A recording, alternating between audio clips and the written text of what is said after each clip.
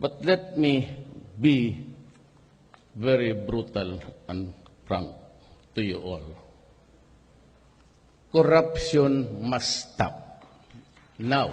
Sa itong kampanya, ngayong gabi, alas 12 yan, gusto ko na yung mga nasa droga, kriminal, pumakhinto kayo. Ngayon, kumatapos, pag nagkita pa tayo bukas, pasensyahan. It's STOP. Stop. Ayaw ko ng ganun. Alin po? Ayaw ko. I told stop it. I'm saying it publicly. Stop it. Number one is that corruption must stop. Corruption tanan. 3 months to 6 months. Borningan ako tanan. Corruption must stop. Droga must stop. Criminality must stop. Then I would go into an inclusive talks with all New People's Army, NDF, Communist Party of the Philippines. Then I would talk to the MI, MN. Pero ako wala ko ikuhan sa kriminal o droga. Wala yun na. At tinawag ka mo kung sa gobyerno ng away corruption. Ingon ako sila. Hoy, kamo mga yawa ng gobyerno, kung di ka di kumukurap, ayaw kong unahin. Kay paksyon tagyong ka. Pero magkurap ko, sige, larga na mo. Mo na ikadakot niya. Basta as na ikurap, putang ina, di na mo tuong sa obos. Pero pag tinarong na, inga, basta ba, no, putang ina ka, bantay ka sa ako. Ay, Jun, ibas ko.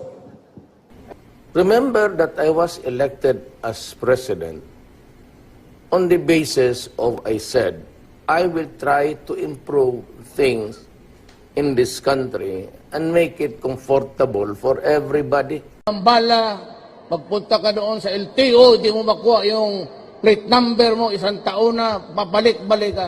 Those are oppressions. It has to stop. Ako sabi ko sa inyo, corruption must stop. Automatic yan. Drugs must be stopped. Gagamitin ko ang police pati military to go after drugs. Ang utos ko sa kanila, patayin mo. May TV. Ay, ganun talaga. Kaya yung...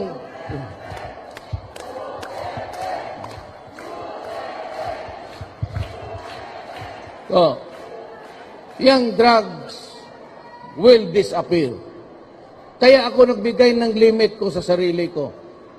3 months, para talaga pressure ako. 3 to 6 months, tapos ang kriminal, mawala ang droga. Patayan yan, ha? Sinasabi ko sa inyo, patayan yan. Mawala ang droga at ang corruption sa gobyerno matatapos. Anong silbi ko kung ako presidente? Huwag mong gawin sa Davao, hindi ito pitsugin, ha? Yung ang treatment ko sa pag. Kita mo behave sa Davao. Mag-checkpoint ka dyan, magkuha ka na pera. Yung pera na kinuma, kailangan isauli mo pareha yung serial number. Kasi dito, kinuna niya, dollar. Nagbaradero ang barko eh. So may dala-dalang dollar. Kinuha na doon sa... Sabi ko, pag hindi mo nasa uli yan, dollar niya, hanapin kita, barilin kita, patayin kita. O sige, banlikan niya doon sa Aldibing ko. Saan niya pinapalitan niya dollar? Sabi naman ng mga maranaw doon, wala na, kasi na-exchange naman ng, wala na, balik siya. Sabi niya, sir, wala naman. Sabi ko, patayin kita, ngayon na. Sabi niya, sir, hindi sir, magbayad na ako ng interest. Magkano yung dolyar, piso? Sir, mga 30 million. Sige, dublihin mo. Isauli mo 60. Pag hindi, to the drug and to the yung criminal. I will do it.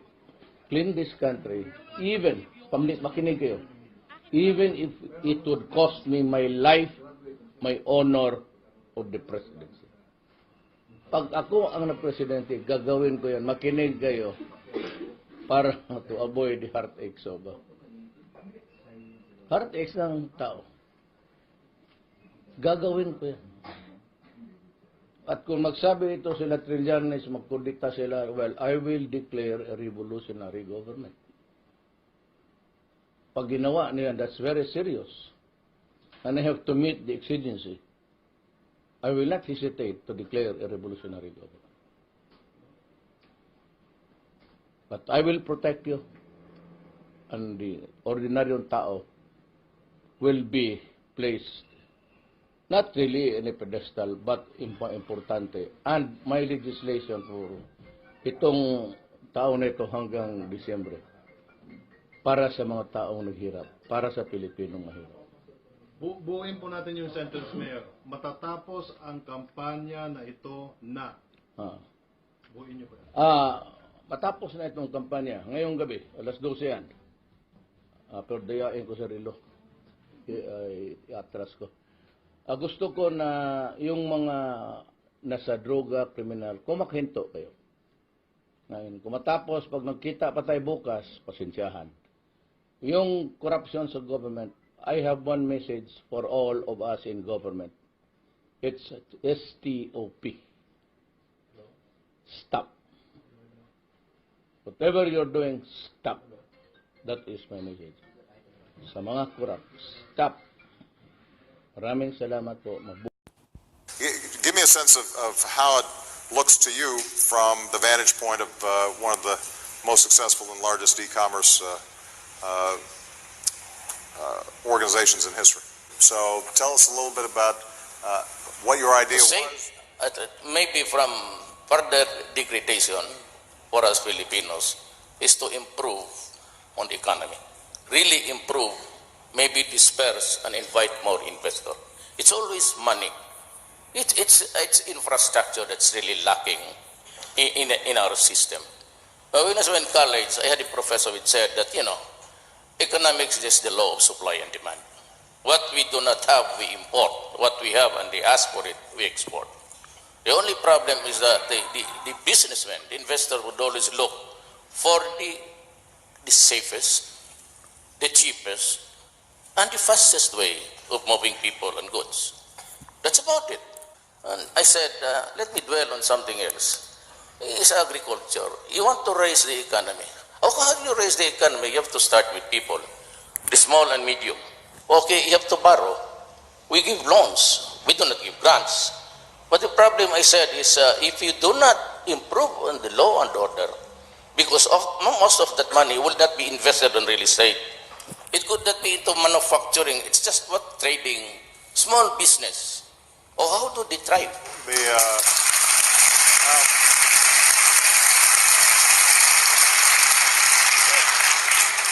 Just to be clear, but the point is that they did not have to make some of the massive infrastructure investments. This is part of the reason why the old idea of development and environmental sustainability, I think, is outdated. What have been the biggest challenge for you in terms of scaling up? I was able to do it. Pagka-presidente ako, pag sinabi mo, ang ina ka, huminto ka. Huminto ka. Ako ang presidente, pag sinabi ko sa custom, stop. Stop ka. Ihulog kita na sa... Pag sinabi ko sa BIR, stop it, stop people, stop it. Unahin ko because I have to take control of our country. It's in disorder. Every facet of life, the Filipino, be the sidewalks, the highways, parking everywhere, I have to take control.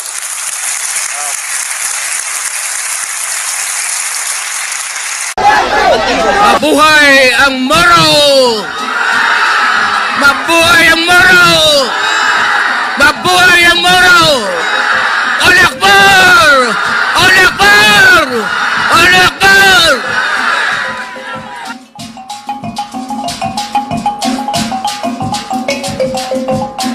Ako po'y tumatakbo ng presidente. Kasi ayaw ko sana.